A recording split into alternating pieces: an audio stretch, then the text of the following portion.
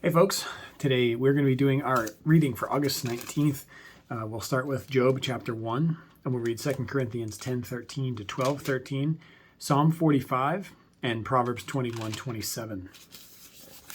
So let's get started here in the book of Job. Job 1. There was a man in the land of Uz whose name was Job, and that man was blameless and upright, one who feared God and turned away from evil. There were born to him 7 sons and 3 daughters. He possessed 7,000 sheep, 3,000 camels, 500 yoke of oxen, and 500 female donkeys, and very many servants, so that this man was the greatest of all the people of the East. His sons used to go and hold a feast in the house of each one on his day, and they would send and invite their 3 sisters to eat and drink with them. And when the days of the feast had run their course, Job would send and consecrate them. And he would rise early in the morning and offer burnt offerings according to the number of them all. For Job said, "It may be that my children have sinned and cursed God in their hearts." Thus Job did continually. Now there was a day when the sons of God came to present themselves before the Lord, and Satan came among them. And Satan also came among them. The Lord said to Satan, "From where have you come?" Satan answered the Lord and said, "From going to and fro on the earth, and from walking up and down on it." And the Lord said to Satan, "Have you considered my servant Job, that there is none like him on the earth, a blameless and upright man, who fears God and turns away from evil?" Then Satan answered the Lord and said, "Does Job fear God for no reason? Have you not put a hedge around him and his house and all that he has on every side? You have blessed the work of his hands, and his possessions have increased in the land. But stretch out your hand and touch all that he has, and he will curse you to your face." And the Lord said to Satan, "Behold, all that he has is in your hand. Only against him do not stretch out your hand." So Satan went out from the presence of the Lord. Now there was a day when his sons and daughters were eating and drinking wine in their oldest brother's house. And there came a messenger to Job and said, "The oxen were plowing and the donkeys feeding beside them. And the Sabeans fell upon them and took them and struck down the servants with the edge of the sword. And I alone have escaped to tell you." While he was yet speaking, there came another and said, "The fire of God fell from heaven and burned up the sheep and the servants and consumed them. And I alone have escaped to tell you." While he was yet speaking, there came another and said, "The Chaldeans formed 3 groups and made a raid on the camels and took them and struck down the servants with the edge of the sword. And I alone have escaped to tell you." While he was yet speaking, there came another and said, "Your sons and daughters were eating and drinking wine in their oldest brother's house, and behold, a great wind came across the wilderness and struck the 4 corners of the house, and it fell upon the young people, and they are dead. And I alone have escaped to tell you." Then Job arose and tore his robe and shaved his head and fell on the ground and worshipped. And he said, "Naked I came from my mother's womb, and naked shall I return. The Lord gave, and the Lord has taken away. Blessed be the name of the Lord." In all this, Job did not sin or charge God with wrong. 2 Corinthians 10:13 through 12:13. But we will not boast beyond limits, but we boast only with regard to the area of influence God assigned to us, to reach even you. For we are not overextending ourselves, as though we did not reach you. For we were the first to come all the way to you with the gospel of Christ. We did not boast beyond limit in the labors of others, but our hope is that as your faith increases, our area of influence among you may be greatly enlarged, so that we may preach the gospel in lands beyond you, without boasting of work already done in another's area of influence. Let the one who boasts boast in the Lord, for it is not the one who commends himself who is approved, but the one whom the Lord commends.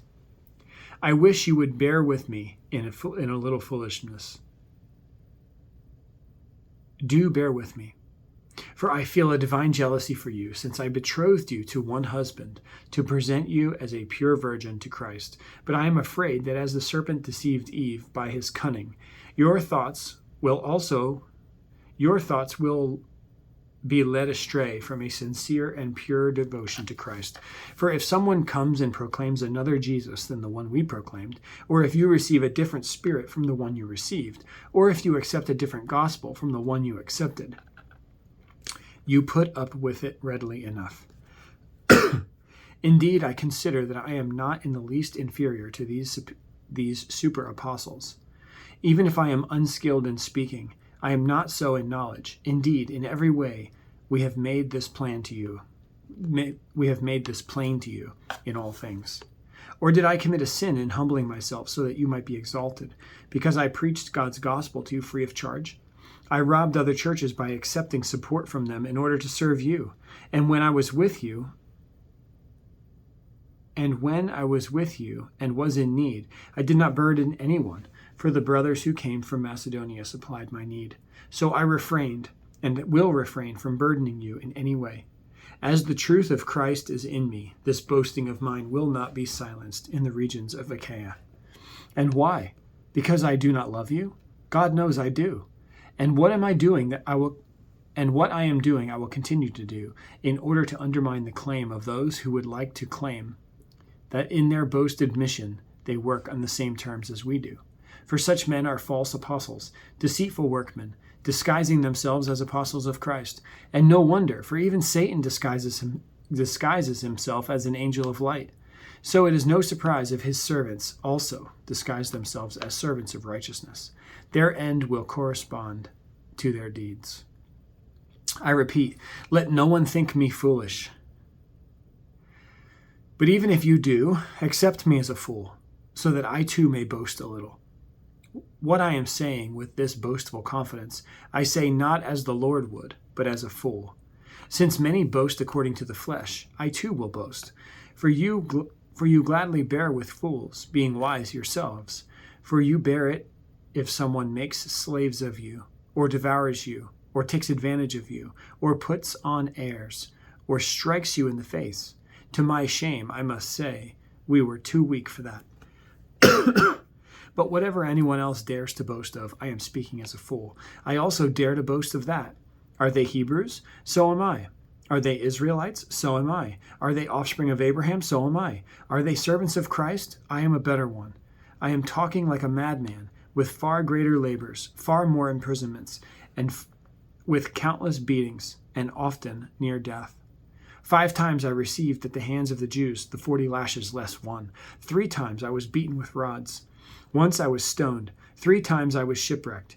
A night and a day I was adrift at sea, on frequent journeys in danger from rivers, danger from robbers, danger from my own people, danger from Gentiles, danger in the city, danger in the wilderness, danger at sea, danger from false brothers, in toil and hardship, through many a sleepless night, in hunger and thirst, often without food, in cold and exposure.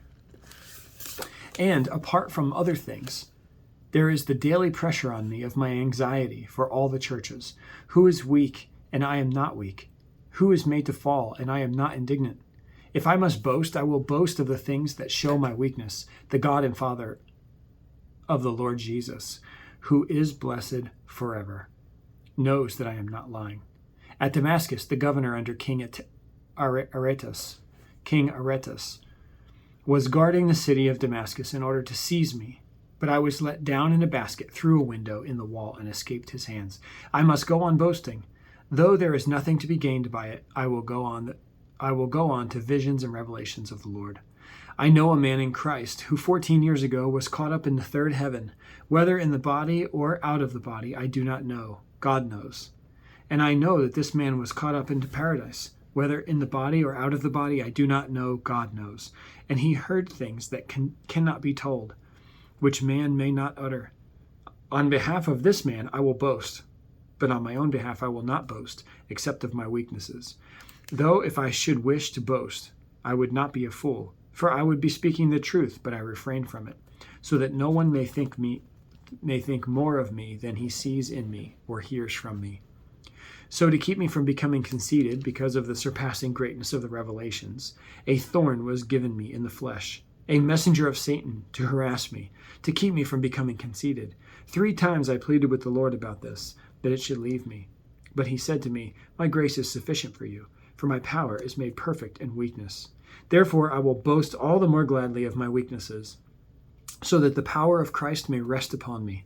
For the sake of Christ, then, I am content with weaknesses, insults, hardships, persecutions, and calamities. For when I am weak, then I am strong. I have been a fool. You forced me on it. You forced me to it, for I ought to have been commended by you. For I was not at all inferior to the super apostles, even though I am nothing.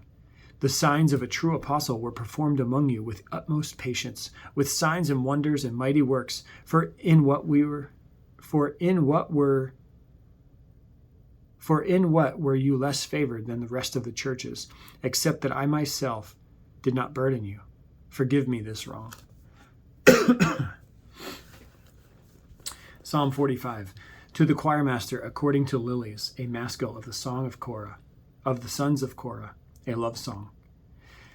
My heart overflows with a pleasing theme.